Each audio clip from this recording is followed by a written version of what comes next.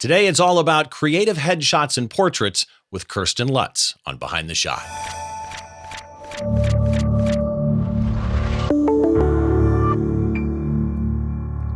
Hi, welcome to Behind the Shot. I'm Steve Brazill, and I got a great show lined up for you today, as always.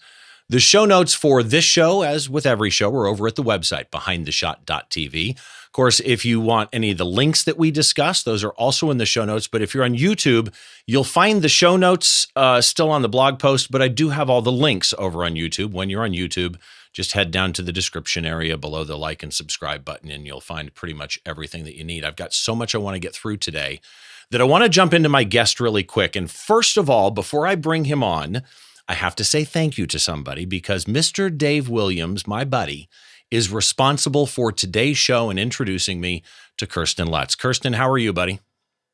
Hey, man, I'm really good. Glad to be here. It is so nice to meet you, and we have the mutual friend of Dave Williams. I'll tell the story about how we connected, but first I just want to talk about you for a little bit. You are, the way I describe your work, you are a commercial portrait headshot photographer. Would that kind of sum up how you describe what you do? Yeah, absolutely. Yeah. That's a very good description. So client-wise, it's corporate executives that need headshots and like acting clients? Yeah, it's by and large, I think it's predominantly corporate headshots and some acting clients. It's, I'm situated here in the UK, just outside of London, and I'm surrounded by film studios. So this is the British Hollywood, if you want to call it that. So we've got Pinewood down the road, and Leaston, which is Warner Brothers, and Apple has a studio not too far from here. So we're surrounded by studios. Well, Pinewood is very, very famous for a number of reasons. There's something I want to get through really quick, and then there's something that you said in your bio that I didn't warn you ahead of time, but I need to dive deep into. First of all, the Dave Williams story. So those of you that don't know Dave Williams, Dave has been on the show a couple of times. Dave's a friend, a platypod guy, lives in a van and travels the UK. He's now doing his Due North version 2. If you haven't checked out that YouTube channel, you should. But Dave, having been on the show a number of times, sent out an email to both myself and Kersten saying, hey, two of my friends that do podcasting, you two should meet and get together. And this is how we ended up doing today, is because of people like Dave. How long have you known Dave? I've known him for a couple of years, I think. Yeah. You in the series we're going to talk about today, you have a whole bunch of shots of him that are so good in the three heads in a row. We'll get into that. But let's touch on your bio for a second. Because, and this is going to take a minute, I'm going to read what you wrote in your bio, and it's fairly long, but it matters. So you said something in your bio that I find absolutely fascinating and at the same time refreshing. Here's what you said. I'm fascinated by the human expression, capturing fleeting moments and creating emotional responses to imagery, which can most likely be blamed on the following. One, your grandmother, who had a family craze and obsession with imagery, print, design, and actually was a photographer, graduated in 1938 as a photographer. Your father, developer of black and white film, repurposed a bathroom, turned darkroom, was also a graphic design enthusiast and print nerd. And then you, an early adopter of Video 8 camera format with a childhood spent having video cameras surgically attached to your forehead. You were a George Lucas wannabe, rebelling against two generations of still photographers. And since Star Wars had been made, only the guitar could save you from further damage. There is so much in there to unpack. I want to start with, you spent decades in the music industry? Yeah, that's correct. I actually studied music, and I spent a good 25 years being a session musician. Yeah. So playing like what? So I'm a guitarist. So I studied electric guitar, and I used to work as a session musician in London, in the UK. And then eventually I sort of carved out a little career playing steel string acoustic. So, did you do it? Is there anything I would know that you played on? I don't know. I mean, especially for the electric guitar work, I used to be a hired like a hired gun, basically. I used to play on loads of productions. And predominantly because I think my playing style was quite funky. It was very much influenced by 70s funk, funkadelic, Oh, um, George all that Clinton. kind of stuff. George Clinton, yeah, big time. And so I used to play on a lot of hip hop, R&B records, and all that kind of stuff. I mean, it's really an endless string of So recordings. A lot of the time, I mean, actually, the funny thing is, I used to record, especially we're talking since the late '90s, early 2000s. Um, I used to record so much stuff that I'd go to a club and I'd hear a guitar and I'd be like, "Hey, this guitar is funky, man," and I'd be like, "Wait a minute, I recognize this guitar line." I'd be like, "That's me." oh, Hang that's on a second. hilarious. Yeah, and it just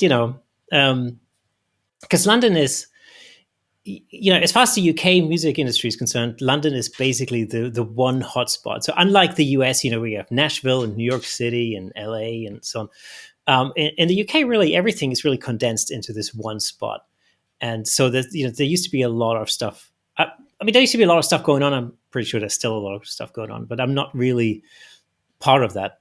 But That life but anymore. how does one go from literally a family of photographers Mhm. into music and loop back? What brought you from that? Because obviously you were successful at it. What brings you from that back to photography? I need to understand that Yeah. path.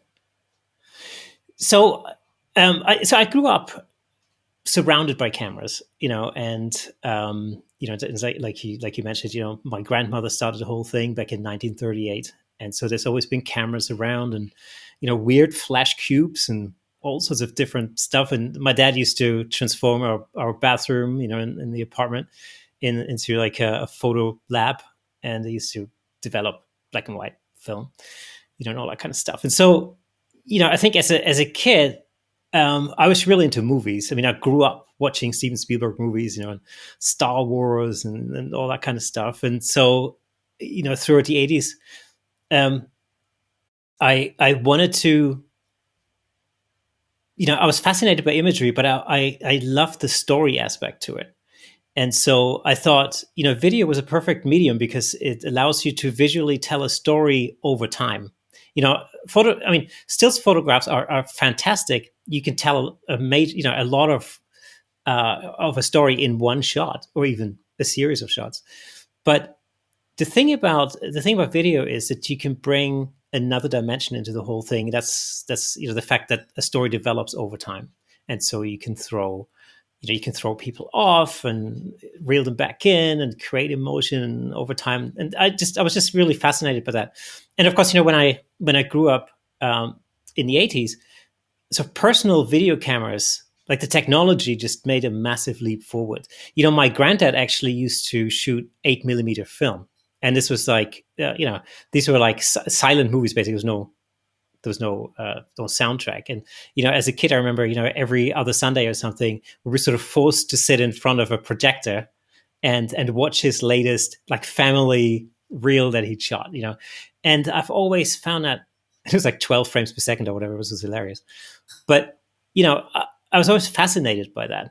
And so I kind of thought, and I actually don't know whether it was an active thought process or anything, but everybody was shooting photos, and you know I just thought, actually I can do some damage with a video camera. And then I got obsessed by that, and I filmed everything. I mean, the most boring stuff, like my parents playing tennis. Game of Pong.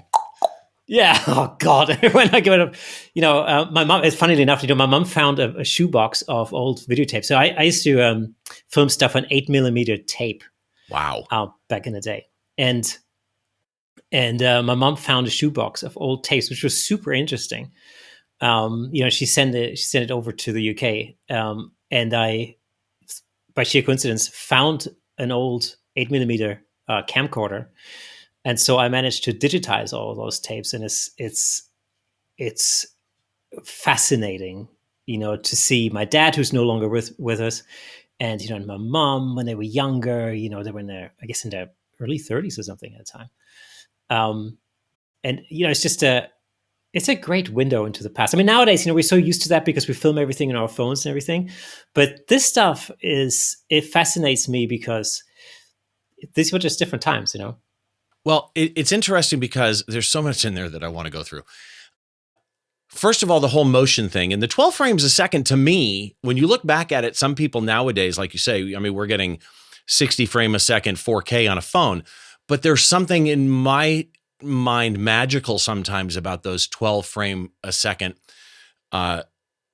staccato type film presentation. And it's not just the third dimension of video that you add, it's the movement. And I don't mean the movement of the subject. It's the movement and change of angle of the point of view of the audience that you add.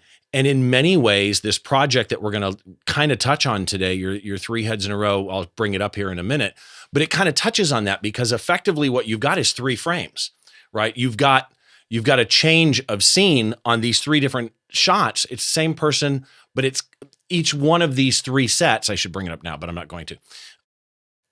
Each one of these 3 sets is so interrelated that there's that expressionary movement to it, which brings me to that line in that bio that I love so much. Fascinated by the human expression.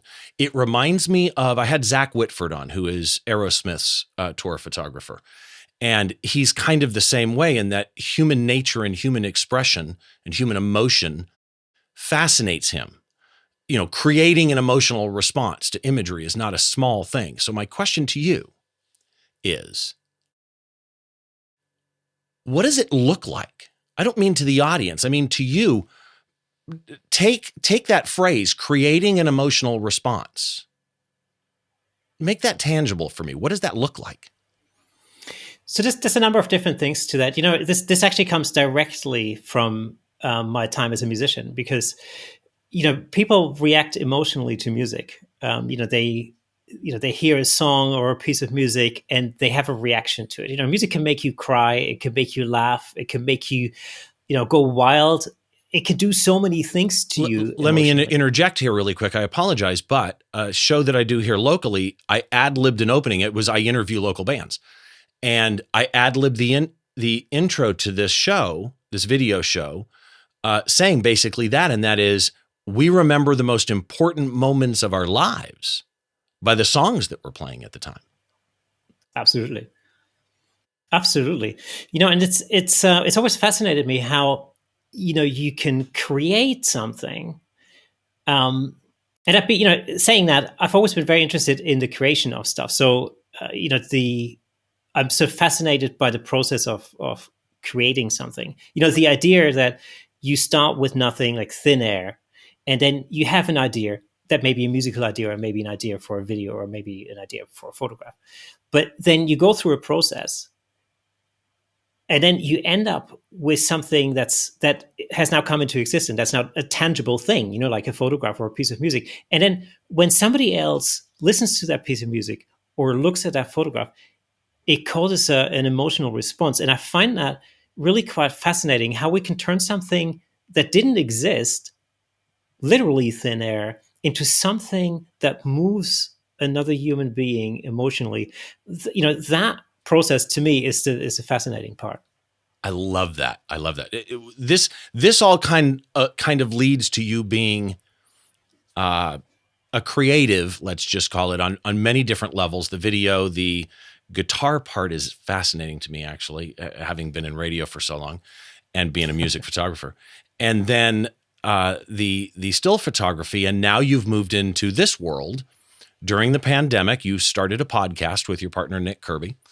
It's called Camera Shake Podcast. You have, and by the way, Nick is also part of your photography business, right, in some way?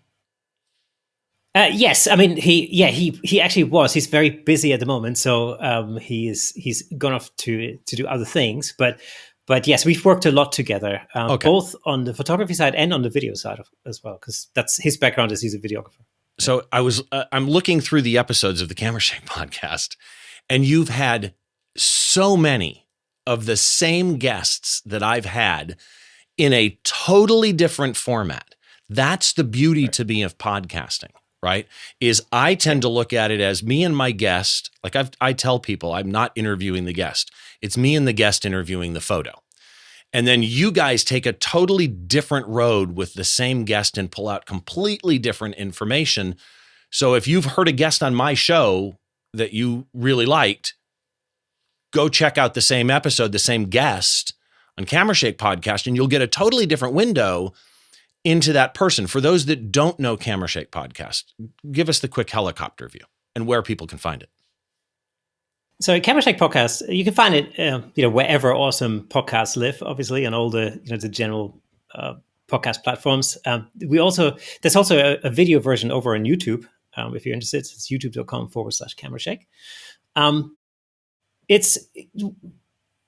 think the podcast format is really based on finding out what makes the person behind the lens tick, and so it sometimes gets, quite personal, maybe, but it's really just a good old chat and a good old natter, amongst people who just kind of nerd out about the same thing, because it's, having a conversation for a creative person, you're having a conversation with another creative person. That conversation can go on for hours, and a lot of our episodes reflect that because they're literally hours long.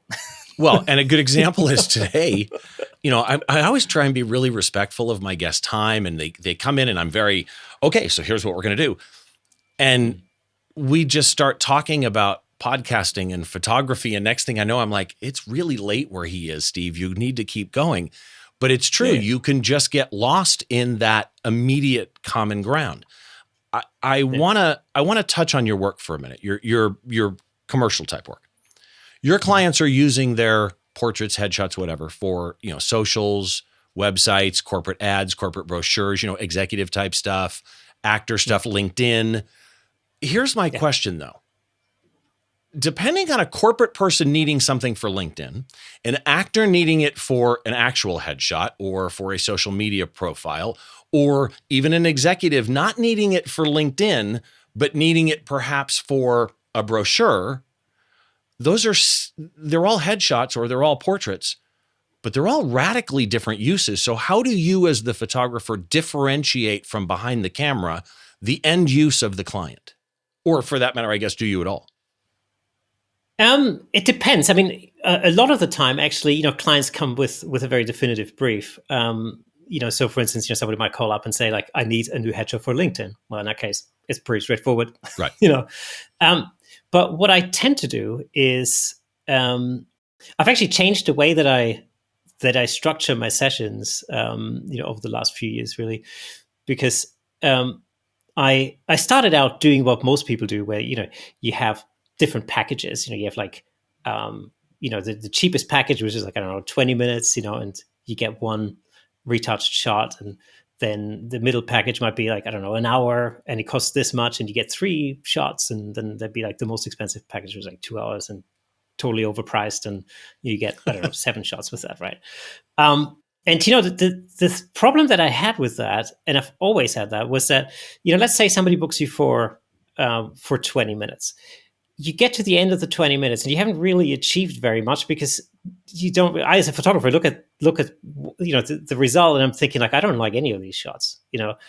Like, I'm not proud of where I got to, because you haven't cracked the ice yet. Yeah, I haven't cracked the ice yet, because the person I'm shooting is still nervous. They still look like a deer in the headlights. It's, I haven't really gotten to where I want to get to with that. And so, and then by the time you get to minute 19, you go, oh, shoot, I've got 1 minute left. What am I going to do?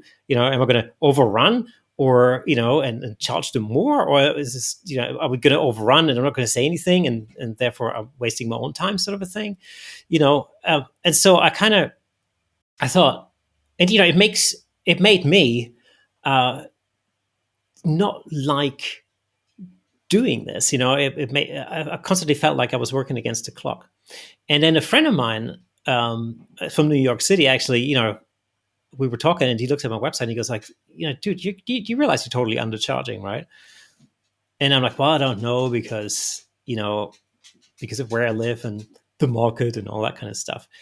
And so as we were talking, he said like, well, here's what I think you should do is I think you should not charge by time. You should basically just charge a session fee and then have a per photo fee on top and just make the session unlimited, as in like there's no time limit on it. And what that does is it basically, you can then mold it around the client. You can, if somebody comes in and they've got 5 hours to create a portfolio of headshots, wicked, awesome, totally game for that. Because I can run through so many different looks and create so many different angles and whatever, that I can pretty much be guaranteed that it will be worth my time, because the more looks I go through, the more photos they will take in the end, and because I'm charging a per photo fee on top of the session fee, I'll stand to basically make this session worth my while. You're basically creating a scenario where you can create product as opposed to the creation process as the product. But you said something again in it was either your website or your bio or something, that is, you've only got one. How did you word it? You only get one shot at it. According to science, you have less than 30 seconds to impress someone. Some studies suggest that you only have 7 before somebody makes a judgment. Like, there's no pressure there. So here's the question: what magic can you? What magic do you need to succeed in that 7 to 30 seconds?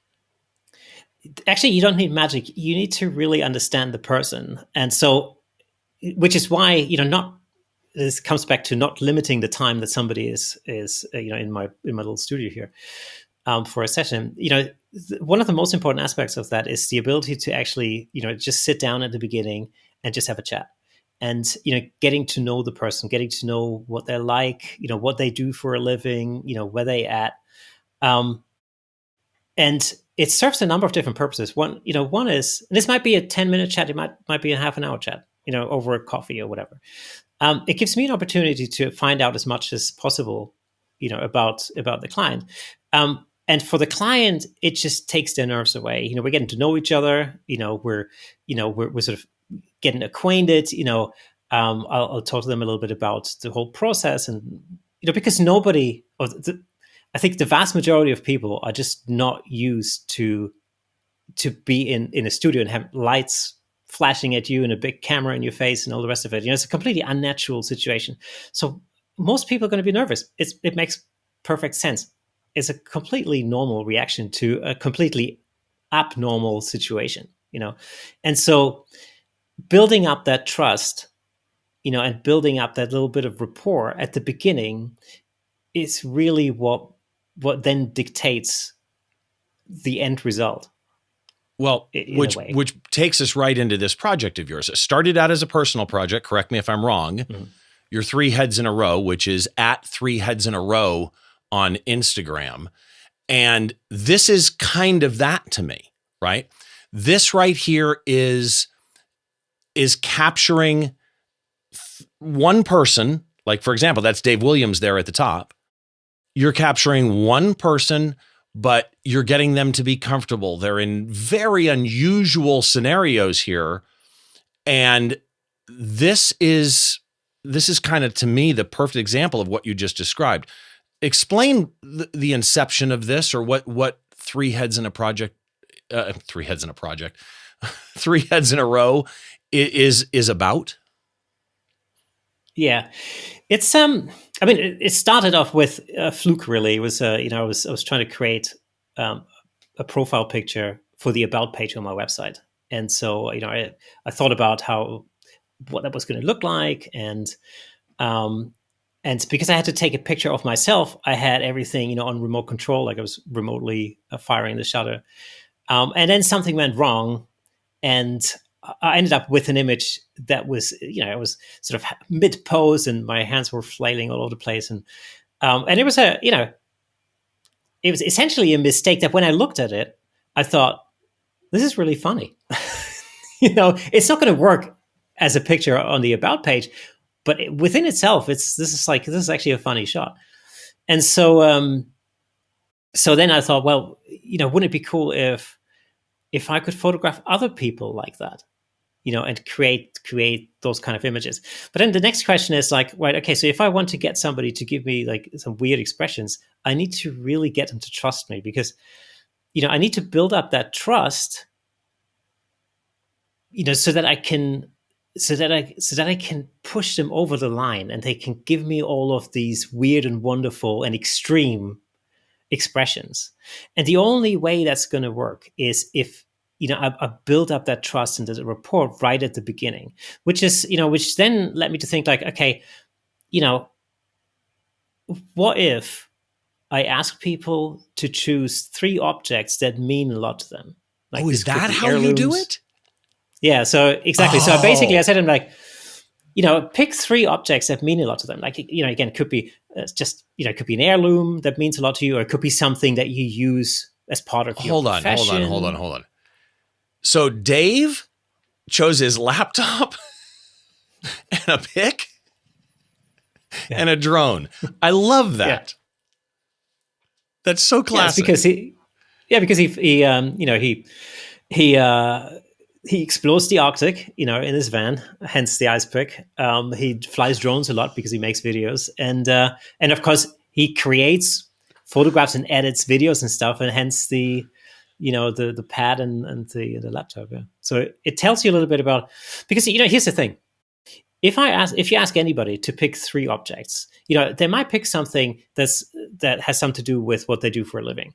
Then they might pick something that has something to do with their favorite hobby, for example. And then they might pick a third thing that is just something that they really love, like, I don't know, makeup for women, for example. Let's say, or headphones, or something that relates to music, or whatever, right? And so when you look at this as a triptych, or a series of 3 photos, and you look at the objects they've chosen and the way that they interact with those objects, it creates another layer. It's a bit like an onion, it creates another dimension of what that person is about. And so the idea really is that across these 3 pictures, you learn extra information about the subject, and you get to have a glimpse behind the scenes and see what makes that person tick. I think that's the idea. Just brilliant. I'm sitting here thinking I'd pick my Diet Coke. I'd probably pick my black belts. I don't know what else I would pick. That is brilliant. So let's get into the shot. Before we do, excuse me, I apologize. I muted myself for those of you that are on audio. Before we get into it, just one quick note here. First of all, this episode, when it releases, which I think it's going to probably come out December 1st of 2022, we're recording a week or so before that. This episode marks the end of my 6th year doing this podcast. I cannot believe it's been 6 years. I started on the This Week in Photo Network for about a year and a half or so, took about 3 months off, relaunched on my own, and I've been doing it on my own since. And it has been, the first shows I think went out December 5th of 2016, and it has been so fun. I hope that you guys have enjoyed it. And if you do like Behind the Shot, wherever you get this show, keep in mind, I approach this show first and foremost as a podcast. So it is available wherever you get your podcasts, in either an audio-only format, if that's your preference, although we are talking about photography. Video does help, and there is a video feed. It's 2 separate feeds. In fact, if you're going to go leave a star rating or a review, leave it on the one you use, either audio only or video, or if you would even leave it on both, that's okay too. And of course, if you're on YouTube, please make sure that you subscribe. And to everybody, thank you so much for the support. Please spread the word and let your friends know, which then brings us to today's photo. And for today's photo, this is one of the shots from a 3 heads in a row, but I recognize this guy. Yeah. So how many 3 heads in a row have you done of yourself? Quite a few, I guess. It's, whenever I don't have anybody to sit in and I feel creative, I kind of think, I've exhausted my wife and my daughter's patience. And the dog doesn't really want to play ball. Well, he wants to play ball all the time, but that's all he wants to do. So, getting him to sit still is a bit difficult. So yeah, especially when I have a particular idea, I might just, get behind the camera, or in front of the camera myself, actually. Yeah. I don't know what you call this series. I call this series When Life Gives You Lemons. Do you have a name for it? I think that's probably, that's a really good description. Yeah. Okay. The other two in this series, all the pictures kind of that I'm showing are over at the website at behindtheshot.tv. I've got a gallery of Kersten's work so you can kind of see more of what he does. But then also I have some behind the scenes stuff that we're going to show today there as well. Behindtheshot.tv. Just find this episode. So I want to talk about your, obviously, studio. The EXIF data shows this at a 200th of a second, f18, ISO 125 at 32 millimeters. There's a couple things in there I want to touch on. You're in manual mode, makes total sense. You're on a Nikon, so you can actually use center weighted average, like a spot metering. Your white balance is set to cloudy manually. Interesting. A Nikon D750 and a 24 to 70 2.8 is what I saw in the EXIF data. Am I missing anything there? Correct, yeah. Okay. No, I think that's spot on. Yeah. So questions on the tech end first, because you're in a studio.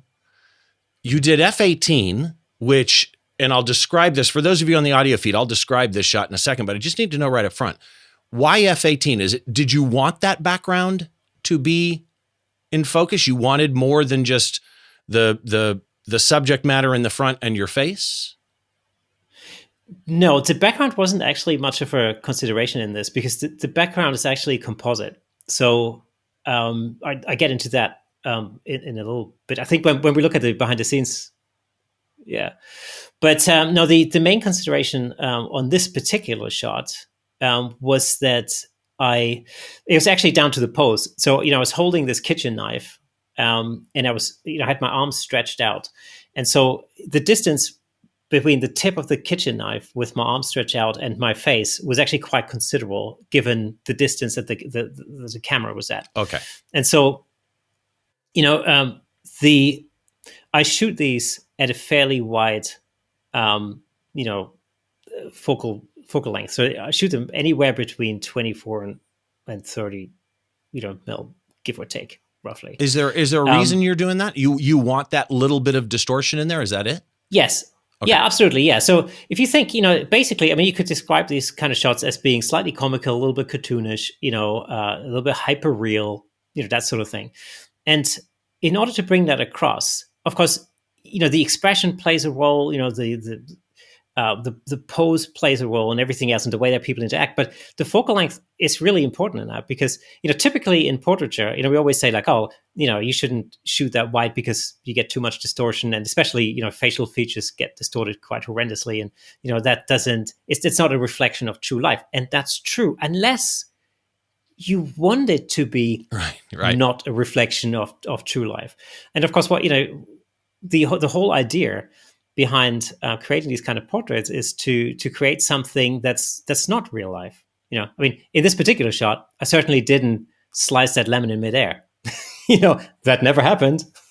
So giving it away right now. Or did it? But or did it exactly? The 32 here. I need to know, how close is the camera to you here?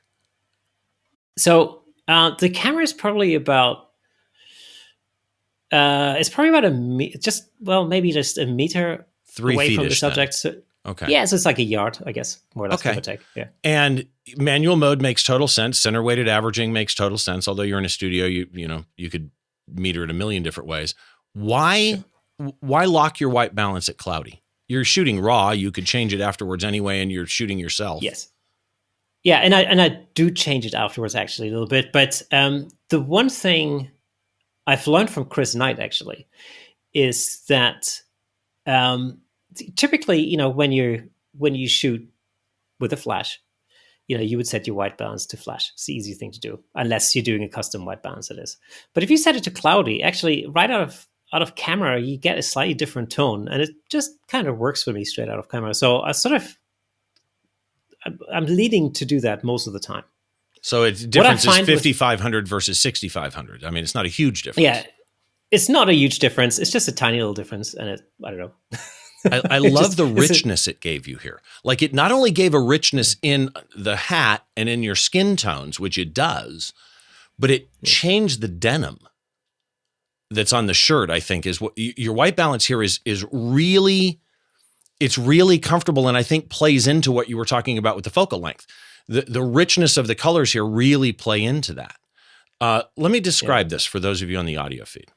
This is a self-portrait of Kersten. It is for 3 heads in a row on Instagram, and it is a square crop because of that. Although I do have, you'll see in the poster on YouTube, there is a 69 version that Kersten got me. But here's the scene. I'm going to start at the bottom front. The bottom, I'd say it's not a full third, maybe the bottom 1/8 or so of the shot is a raw wooden table. Like it's just made out of spare wood you have laying around. It's got stains on it. By the way, let me just say, and it looks like most of your stuff is done on this, that partially makes the shot. That non-polished look really adds to the shot. Now, Kersten is sitting behind that. He is, the table is probably belly button high, maybe. He's wearing a long sleeve blue denim shirt. He's got a watch on. He's got like a ring on your wedding ring finger. And he's got this, I don't even know what you call the hat, man. He's got this hat on. It's almost like an old 1930s aviator hat. It's like brown leather with like a brownish, dirty sheepskin looking on the inside, leather ties, but it's not, because it's got long earpieces, like a dog almost, big long earpieces that you can tie under your neck, but they are not tied. The leather ties are just kind of hanging there on the shoulder.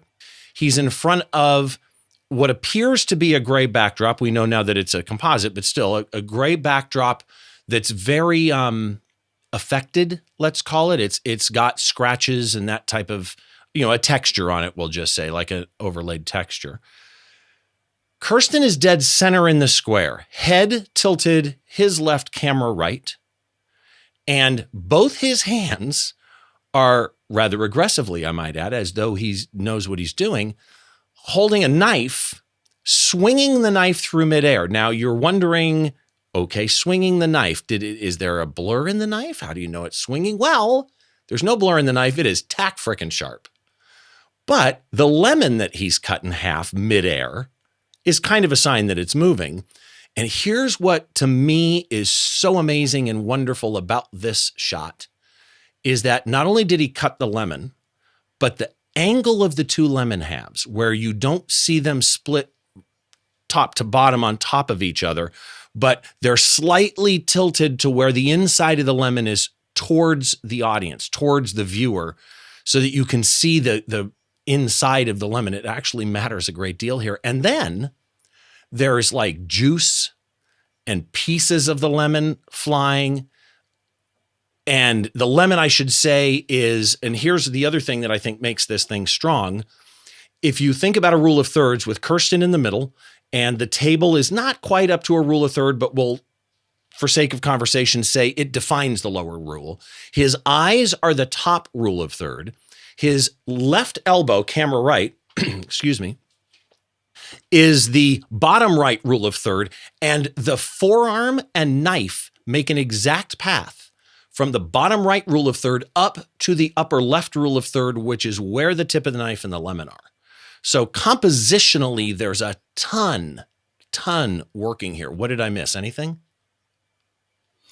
I never thought of it in these ways, but I love the way you describe it. It's great. Awesome. It is. So let's start here. Okay. Let's start with the easy stuff. Mm-hmm. What the hell, man? What on earth makes you, I'm embarrassed to say my mind would never come up with this. And I hate myself for that. What made you come up even with this concept? So the idea of slicing something in midair, that was something that was rattling around my head for a while. I started making these 3 heads in a row portraits, and I kind of thought, and I had like people throwing stuff in the air, and and that's always fun. And I kind of thought, well, what about if I would slice through something in midair? And so because I'm slightly addicted to oranges and citrus fruits, like a lemon was just a perfect thing. Actually, the original idea I think was an orange, but then just from a color perspective, lemon seemed to work better. And by the way, I smart choice, because it adds a much more brighter pop in the area where you want them to look than I think an orange would have done. Really smart. Yeah. So And that was that was the basic concept behind it. And there's again, there's a lot of personality in it. I wear a denim shirt because actually, well, I wear a lot of denim. So that's just me. I have a Canadian part of my family, so the Canadian tuxedo is something that runs in the family, I guess. And in fact, the hat is actually is from Canada. I don't know. It's some weird hat. I'm sorry. That hat is. I'd wear that thing. I would wear that thing with pride. That is so cool, and I bet you it's warm. Oh, it's so warm. It's gotten so cold over here in the UK recently over the last few days, man. It's totally going to wear this thing. So let's get into the behind the scenes, because you mentioned that the background is a composite. Well, this is you in front of the background, and it's interesting because I can tell from this that there is a light on that background. So there's a halo. So you didn't completely, I'm guessing, correct me if I'm wrong, and I'll show another one when we get to the lemon part, but if you're going to completely cut Kersten out and swap out the background, you wouldn't need a backlight. So my guess is that you cut you out, but then you put an overlay on in some kind of a blend mode to be able to keep that halo around you. Yes, no? Yeah, kind of. I mean, basically, I don't cut myself out at all, actually. It's so the background is a composite of the base color, which is the black backdrop, the halo, which gives some graduation to it, and it focuses. I think it focuses the eye towards the center. Right. But that's not the background that's behind you in the final shot, though. Yes, it is. It's exactly that with some blended texture over the top. Okay, so it is. You just added texture. Yeah. Oh, yeah. Yeah, exactly. Color texture. All right. Yeah, so the graduation that you see in the final background in the composite, that graduation is actually the backlight. So that's part of the original shot. Okay, that makes sense. Yeah, and because the thing with any of, I think generally with composites, is to make it appear photoreal, you're actually going to have a lot of photorealistic stuff in it, which sort of, when we talk about how I shot the lemon in a minute, but I think to me it's always important to make things sort of appear as if they were actually really there, and so you have to have some component that's actually really there, right. Yeah. Well, and here the backdrop, I should have described it. It's one of those like a Westcott style 5x7. You fold it up like a reflector, and it's popped out and it's clipped with clamps onto a frame behind Kersten, and then here, and so in this picture you're just holding the knife with that facial expression that I love, is perfect. And then here is the lemon, and on this one you can actually see the backlight. What is that backlight? That's I think back then I used to use, it was just a Nikon SB910, I think. Okay. Something like that. Just a speedlight, yeah. And you have a dish on it of some sort, or? Correct, yeah. It's like, I think it's like a 7-inch reflector or something like that, whatever it is. Yeah. And then the lemon. I have to know, how long did you spend going, no, I need a little more angle on the lemon? I mean, you didn't stick them up there like this. You consciously thought about what angle they were at, I'm assuming.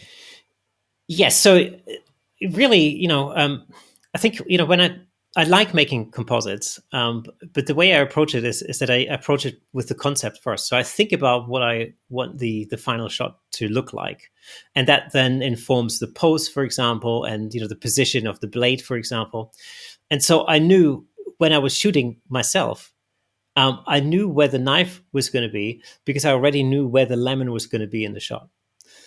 And so then positioning the lemon actually isn't really that hard because I mean, you pretty much know where that lemon is going to be, if you've thought about the concept in advance, if that makes sense. So, I'm not like shooting a random lemon. No, and your knife would have to be past the point of impact. Yes, right? Correct. Yeah. So if you want that knife in front of you, the lemon has to be, in this case, on your right, camera left. But then you thought about this. Yeah. And thinking about adding debris was so smart in doing this. And you have a tablecloth or something down here. So this is not frozen or anything. This is real lemon parts. No. What is this? Yeah. Yeah, it's pure lemon sludge. My stepdaughter and me went out and bought literally a truckload of lemons. So good. And, and then we tried, we experimented a little bit with like scooping out the lemons, and then you get the fleshy bits, and then you get the, the pips and the juice, of course, And so we just concocted a little mixture that had, a variety of these different textures in there. And it was just a matter of, figuring out how to actually throw that in the air, because that's another thing. When you throw something in the air and you shoot it or you photograph it, the direction of flight is strangely important. Interesting. So as I'm slicing through the lemon, in real life, these particles would fly they would behave in a certain way. And so, for instance, when you're coming to shooting the composite part of that, when you're throwing something up, if something that's on the way up looks different from the way it looks on the way down, so you're just going to have to get that timing right between throwing some sludge up in the air and hitting the shutter button. So that just took a little bit of experimentation to make that look. So with the end result being this, we know you've got a speed light behind you. Looking at the catch light in your eye, is there only one other light? Is it like a softbox or a round softbox or umbrella or something above you, but straight on? Yes, correct. So it's most likely a beauty dish. So I used an Octobox at one point, but I think it's probably a beauty dish with a diffusion sock, and it's in a typical beauty lighting, clamshell lighting kind of position. So it's positioned right above my head, about a few, I don't know, maybe 2 foot in front of my head, pointing pretty much directly at my hat. And perfect. And then the main issue with this shot was that because the key light is essentially above, it won't light the underside of the knife, and that was so there's just a white poster board as a reflector, which is underneath, which just throws a little bit of light back up against the underside of the blade. I just thought about that. Yeah. So because I was thinking to myself at first, with that light overhead, you don't have much shadow under your chin. So you do have not a reflector, but some white to reflect off. But the thought process on the knife, that if that knife was at any different angle, it would have caught the light. Yes, correct. And by having it like this, it's illuminated from ambient light, but there's no reflection on it, which is really, really good, because that could have, now it's a prop without drawing attention. It's like, whoa, right? Again, it seems more real. There is one thing though. Yeah. This is square. All your Three Heads series are centered. They're not just square, but the subject is centered in them. Is that your preference for presentation? Is that just, you knew that this was going to be an Instagram-centric outlet? What was the deal with the square crop to you? Because you could have done these in a standard 3:2 ratio. Yeah, you absolutely could. I just like to do something a little bit different. And, when I thought about how I was going to, present those, I thought about Instagram as a vehicle, basically, and especially at the time, images on Instagram were square. And so that really informed the crop in general, and then of course, the character in the photograph needs to take up as much space as possible in that photograph. So centering them is the logical thing to do, because a square frame doesn't really leave a lot of opportunity for a negative space in there, really. So, so they're very, because the subject is the center of the photograph, and so therefore it needs to be in the center. Yeah, and it leaves less room for the imagination. The story that you're telling here, for lack of a better phrase, is front and center. I mean, it's really obvious. You know what you're seeing. You understand it. When you shoot this, though, this still is richer than I can imagine would ever come out of camera. It's got a pop to it, as though you did something in post that's more than just color grading. What would you have done to this image, or what do you do to these series of images? Out of curiosity, where'd you get the texture for the background? Sure. The texture is actually, the texture is a combination of two different textures that I shot. I think one was an icy window and the other one was a concrete slab, I think, from the top of my head. And I just combined them to give me this texture, slightly scratchy looking texture. It's fantastic.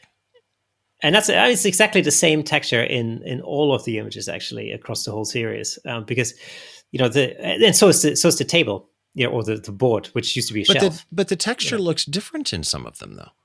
Are you changing the overlay percentages or something to intentionally modify it?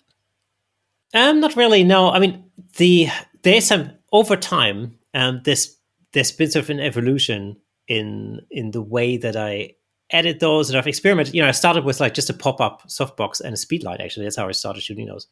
And then I went on to an octabox, and I tried that for a little while. And some studio strobes, and then I've been using a beauty dish with a diffusion sock for the longest time now. But there's sort of there's an evolution over time that happens. Some are very bright and very warm, and then I went through this phase where I just wanted to tone down the warmth of it just a tiny little bit. And it's just, I think over time, although they all by and large, they all look the same by and large, but there is sort of a gradual evolution. And I think it's just sort of a natural evolution as to how my eye's changing, maybe, or what kind of mood I'm in, or I don't know. Those subtleties, though, matter, and I think add a little bit of uniqueness, personality, and distinction to each in the series. But what would you have done to you in this? In this one, I think I have a real preference for denim because I love the way denim photographs. Denim and leather are probably my two. Denim, leather, and wood, I would say, are my three favorite, textures to photograph. And so I like to bring the kind of the grittiness out in denim. So I would have definitely hiked up the clarity in that quite a bit. They usually, they go through a process. The skin retouching on this is actually it's actually quite simple, but I use an 8-bit process, although the files are 16-bit files, and it's because it gives the skin sort of a slightly more cartoonish vibe. So you're opening this as an 8-bit file or converting it? No, I'm opening it as a 16-bit file, but the process for the skin retouching is actually a process that would ordinarily be done on an 8-bit file. Okay, interesting. Yeah, but so it are you boosting saturation or vibrance? Maybe a little bit. I sort of set up a color profile for this particular look in Lightroom. So what I've done is really I've created 2 presets in Lightroom. It's what I call, and this is, by the way, this is how I make sure that they all look homogeneous, all the way through. So I created a preset in Lightroom which I call pre 3 ads in a row, which essentially, as soon as the raw file comes in straight out of camera, I apply a preset and it does all the color corrections that I want, because I want the blues to be a certain way and I want the skin tones to be a certain way. Right. And it sort of applies some basic corrections right out of the gate. And then I move on to Photoshop, where I do a lot of the compositing. I clean up the background because I'm using this pop-up background. Very often you see some of the clamps in there, or there's some gaps, you see the wall and whatever. And so I clean all of that up. And very often I also extend the what appears to be the table, which is just a wooden board. Because sometimes you see the corners, and if you look in early images, you could actually see the corners until I got to the point where I thought I wanted to go from edge to edge. So often I have to extend the table on the sides a little bit. So I do all the compositing in Photoshop and the skin retouching, and and some dodging and burning. And then it goes back into Lightroom, which is where I apply a second preset, which I call 3S in a row post, imaginatively. And what that does is I've basically just created a few masks just to bring the iris out a little bit. And then there's just a slight enhancement on the face, maybe, just to Right. brighten it up, just to draw some more attention to that. And a vignette. And I think that's pretty much it. Again, On the post preset. It's such a cool project. And I've got the sample images and stuff at the website at behindtheshot.tv. So if anybody wants to go look at more of them, or go to 3 Heads in a Row on Instagram, is a great way to do it. Speed round time. For these, answer them as fast as you want to, right? No time frame. You can take longer if you want, but the idea is speed run. So your top headshot or portrait tips. Get to know the subject. Super important. Oh, good one. What's your top don't do this for a session? Wow. Don't do 20-minute headshot sessions. Pointless. Okay. Favorite composition rule, if any? And having seen your work, this is what I'm really interested in. If you have a favorite composition rule.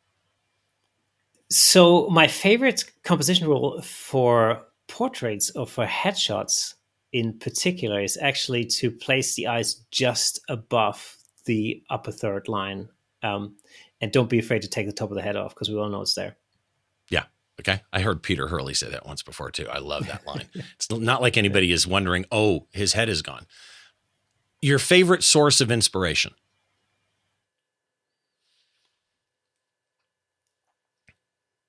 That's a very good question, man. My favorite source of inspiration, I think, it's just the world around me. Good answer. I think you can get inspired by lots of different things. Actually, I just deviate a little bit there, but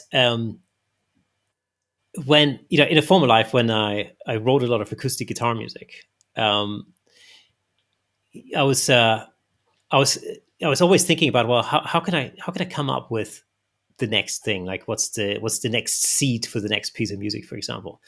And I remember my daughter, who was just learning to walk, and she pulled herself up on a door frame, and she sort of stumbled across the living room floor, which is like a wooden floor, and it made the sound, and she had this rhythm as she was stumbling across, and that rhythm actually became the core rhythm to a piece that I was writing. So really, you can take anything and everything to be inspired. I look at, I watch movies, and I look at, a particular color grading or a particular way of lighting, and I'm fascinated by that, much to my wife's dismay, because she went to film school and she's into script writing. And so, I'd be like, wow, look at the color grading on it. This is amazing. And she'd be like, yeah, but the dialogue's crap. So Speaking of which, have you seen Andor? Oh, I love it, man. Oh, that's one of the things you bring that up. And that's one of the things when I see Andor that I think about it. Total rat hole there. So let's stay on that music thing. Like, you created the music from what was happening with your child. Favorite band or performer? Wow. I mean, it's incredible how often I've been asked this, and the truth is, there isn't just one, there are many. Who's my favorite jazz guitarist? Oh, well, there's probably 5 answers to that. The same as like, who's my favorite rock guitarist?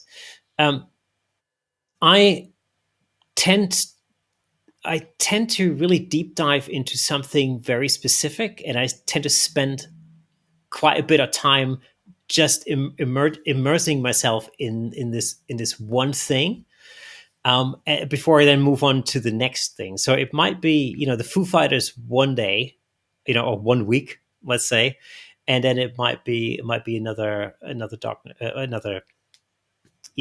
band the next week. So I don't know if I have a single favorite. I have loads of favorite ones. It's funny because Foo Fighters specifically, I play Foo Fighters on the radio constantly. And I was never a huge Foo Fighter. I love Dave Grohl. I was never a huge fan of Foo until I photographed this show. I've now photographed Foo Fighters 3 times maybe. And once you see them live, it is an experience, really honestly, one of the greatest live shows you'll ever see. Last speed round question. Yeah. What's your favorite drink?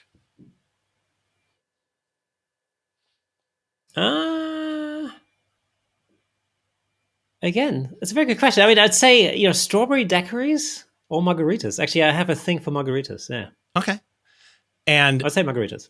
The final question, is there any photographer out there that you think more people need to know about and should follow? Oh, Dave Williams, without a shadow of a doubt. Without a shadow of a doubt. I have very rarely. Well, okay, so actually, no, there's 2. I tell you one thing. There's 2, and the reason why I admire both of them is because they both display a tenacity in following their dream and self-improving that I find extremely respectable. And that's Dave Williams and Joel Grimes. And yes. I tell you, Dave, as listeners of your show will know, probably he's taken his love for travel photography to the nth degree by literally living in a van. And he's built out this van, and he's been traveling, through Northern Europe and Scandinavia and the Arctic Circle and Iceland and so on and so forth. And I find that kind of commitment really, really inspiring. So I think, coming back to an earlier speedrun question of what inspires me the most is probably that sort of commitment in people. I find it extremely inspiring. But Joel Grimes told me a story when I spoke to him as part of the Camera Shake podcast. And what he said was, when he was starting out, he set up a studio in this, I can't remember, in Arizona somewhere, I think, or some place. And he realized that there were a lot of photographers around him who kept going out of business left, right, and center. And so he figured out that actually, marketing is extremely important. And most of the photographers that went out of business, spent a lot of time thinking about how to create images, but didn't spend a lot of time thinking about how to market their services. And so he basically started putting these rules into place for himself, whereby he had a little camping table, and he put like a phone book on there and a phone and like a Rolodeck. And so he went like, well, every day I'm going to spend an hour phoning other companies and, beating the bush and getting some business. And so he did that day after day after day after day. And, and even to the point where he became a lot more successful, he still had that old camping table. And he placed it so he would block the entrance to his office so that he would be reminded every day that this is an important thing that he has to continue doing. And I find that, remarkable, that kind of tenacity, because it's absolutely true. It's just hardly anybody does it. And that's very often this the difference between success and failure. Is just focusing on the right things to focus on and not get distracted. And I have a terrible knack for getting distracted by things. And, by listening to people like Joel Grimes, or, by talking to, and then being friends with Dave Williams, for example, it reins me in, and it sort of shows me the importance of dedication and, and hard work and continuity and tenacity and all those things. Tenacity, exactly. Yeah, Dave, it's interesting because to me, when you know Dave and you kind of know his history and everything, it's just amazing that this guy literally embedded himself into the mindset of what he wants to do, regardless of what it is. It happens to be, travel type photography, but whatever it was, whatever you do, if you take yourself and you embed yourself in the mindset of what you're doing, it changes the end result. And in Dave's case, he is, again, I had him on with an Aurora shot once and then had him on with a landscape shot. And just an amazing guy, first of all, super nice guy, but an amazing artist. And then Joel, I had Joel on the show And I don't know if you've seen the photo, but he's got a photo of it's Tombstone, Arizona, and a bunch of poker players sitting around a table. I know it. Yeah, I know it well. And I'm looking at that shot saying to him, you got light like under the table, like it would naturally be on the tops of their thighs, even though they're sitting underneath the table. It is such a brilliant shot. And in talking to Joel Grimes,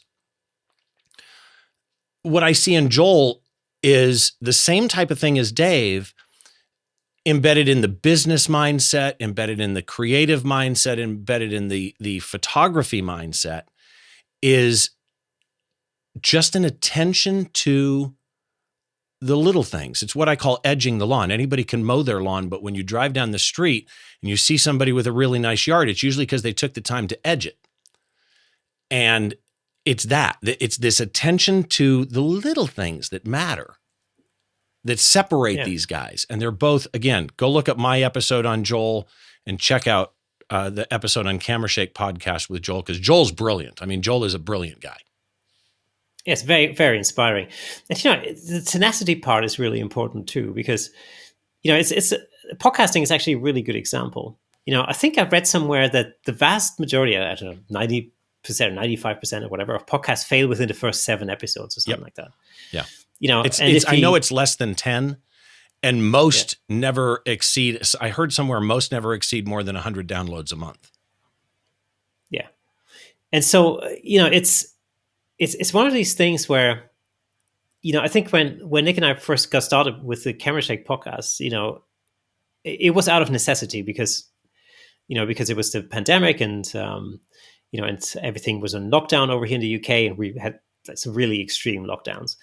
And we just had to carry on being creative somehow. And so, starting a podcast was sort of a thing to do, but, now I think I don't even know how many episodes we're in, 128 or something like that. By the way, how often do you release? Weekly?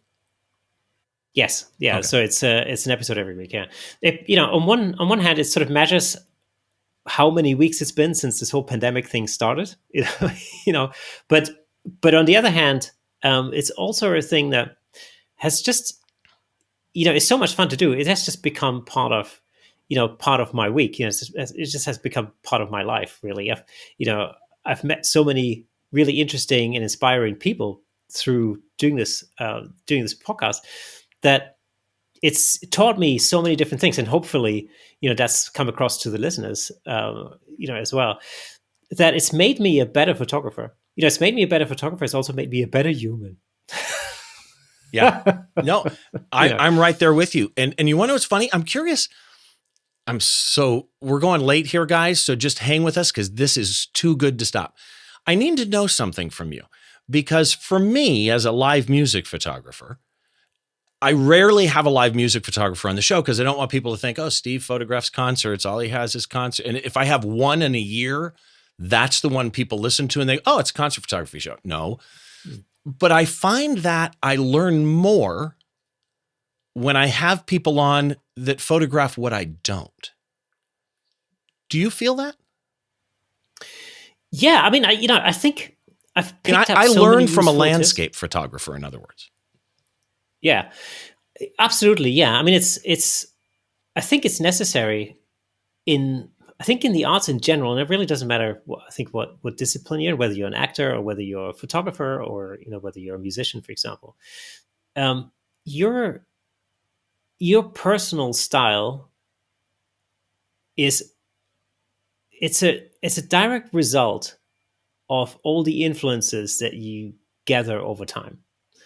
So, I think as a guitarist, for example, and I'm sure for those listeners who play an instrument, especially guitar, you probably attest to that. You grow up listening to, lots of different guitarists. If you're into rock guitar, then you might listen to Van Halen, you might listen to Steve Vai, you might listen to Joe Satriani or whoever. And so you learn, a Van Halen solo, and then you learn a Jimi Hendrix track, and then you learn something else and something else. And over time, over a decade of playing or a couple of decades of playing, you chisel out your own personal style, which is quintessentially you. And it's really a combination of all of those different influences. And the reason why my playing style might be different from somebody else's playing style is because we've thrown lots of different influences into the bucket over time, and the end result is just it's us. And the same thing is true for when you look at somebody like Jimi Hendrix. Although revolutionizing guitarist, of course he also had his own influences in R&B and blues playing. There are different influences from the influences of Dave Grohl, for example, or Steve Vai or whoever. And so I think the same thing really is true in photography. What makes us us is a conglomeration, a sum of all of those different influences that we have. And even as portrait photographers, looking at wildlife photography or looking at landscape photography or thinking about how a particular, how Joe McNally lights a particular scene, or how Annie Leibovitz poses her subjects or whatever. All of that can teach us things, and it makes us us. And I think if you look at photography from an artistic point of view, then it's important that we inject our own personality into our art, because otherwise we're just going to end up being copycats of somebody else, and that isn't what I call progress. You mentioned Satriani. One of my favorite test songs of all time for new stereo systems or headphones or whatever is "I Believe" from Satriani. Oh, great! Phenomenal drum, and the engineering work on the drums in that track is amazing. But with McNally, it's interesting because like the shot that we had on was this museum piece that he did for the Nikon D850 campaign, where he had lights up on a crane and everything. And I think about that type of thing, even though in live music photography, I'm not positioning lights. I think about it in how I compose. And when I talk to people like Dave Williams, I better understand foreground, midground, background, subject, image layering, subject layering, relationships between layers, that I, again, use in composition when I'm photographing somebody that's on a stage running at 400 miles an hour from one side to the other. I can't say thanks enough. And to Dave again. So here's the deal. Dave Williams, you're an amazing, amazing guy for introducing me to Kersten. Thank you very, very much. And I owe you a scotch when I'm over there next year. So with that out of the way, before we go, I want people to be able to find you, the podcasts, all the Instagram accounts. So first of all, where can people find you? What's your website? So my website is www.kerstenluts.com. That's my headshot website. But if you're interested in the Camera Shake podcast, you can head over to Apple Podcasts, Spotify, and all the good platforms that harbor awesome podcasts, of course, and of course YouTube, youtube.com/Camera Shake. I think it's just Camera Shake. YouTube is Camera Shake Podcast. I looked up YouTube, TikTok, and Facebook Camera Shake Podcast. There's a website too, by the way, camerashakepodcast.com. Yeah. And then Instagram, you don't have a personal Instagram one, right? It's just 3 Heads in a Row and Camera Shake Podcast. No, I do have a personal Instagram. It's at Kersten Luts, which is just my name.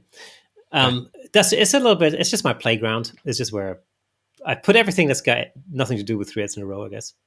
And then Kersten Photo on Twitter and Shake Camera on Twitter. Yes. Yeah. So that's right. How long are we going to be on Twitter for? I don't know. Yeah. Whatever's happening with that. We're shorting the Twitter lifespan right now. Yeah, definitely. So basically people can find you anywhere. But again, Kersten, I cannot say thank you enough for doing this. I really appreciate it, man. I mean, it's been an absolute pleasure, Steve. And hopefully I'll be welcoming you on the Camera Shake podcast in the not too distant future. It would be absolutely my pleasure. Make sure you check out Kersten's work, kerstenluts.com, the 3 Heads in a Row on Instagram, Camera Shake Podcast. Check out all the back catalog too. A lot of people start listening to new podcasts and they only listen to the upcoming shows. But again, he and Nick have already had huge amounts of, well over 100 episodes of top photographers. Of course, this show you can find wherever you get your podcasts, video or audio only. Spotify, Amazon Music, Apple Podcasts, Google, whatever it is, you can go find it there. If you like it, please drop us a star rating and a review. That would be great. The show notes are always at the podcast website. It's behindtheshot.tv. The links are at behindtheshot.tv. There's a limit on YouTube of what you can put in a description. So I don't always put all the show notes there, but if you head over to YouTube, you'll find all the links there. Please subscribe, hit the bell, bang the bell, do all of that type stuff. Kersten Luts, thank you so very much. And to everybody else, please make sure that you join us each and every show as we try and get inside the mind of a great photographer by taking a closer look behind the shot.